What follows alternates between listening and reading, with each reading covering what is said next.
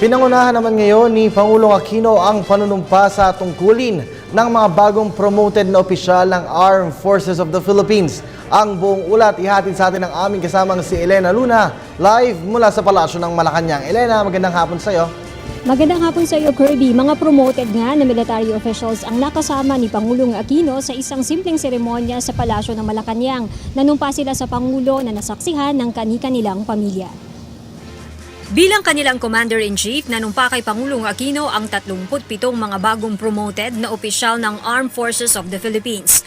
Pinangunahan ito ng mga pinuno ng Philippine Army, Air Force at Navy.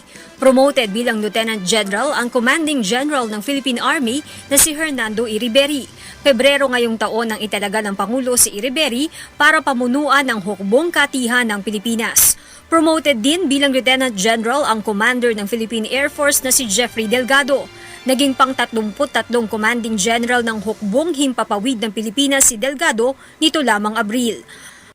Admiral naman ang nakuhang promotion ng Officer in Command ng Philippine Navy na si Jesus Milan. Nito lamang katapusan ng buwan ng Abril, itinalaga ng Pangulo si Milan para pamunuan ng hukbong dagat ng Pilipinas.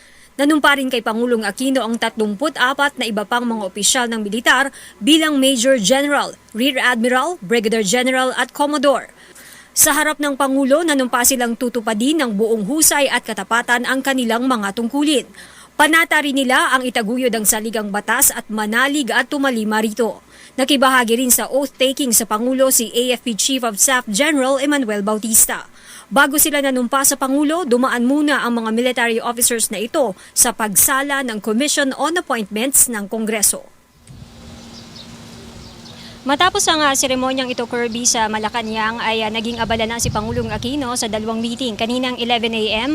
ay ka-meeting ni Pangulong Aquino ang mga kinatawan ng PCOO at DOTC. Mamaya namang alas 2 ng hapon ay makakasama ng Pangulo si Executive Secretary Paquito Ochoa Jr. at ang Chief Presidential. At yan ang ating balita mula dito sa Malacanang. Sa tulong ng RTVM, ako si Elena Luna para sa Telebisyon ng Bayan. Maraming salamat sa iyo, Elena.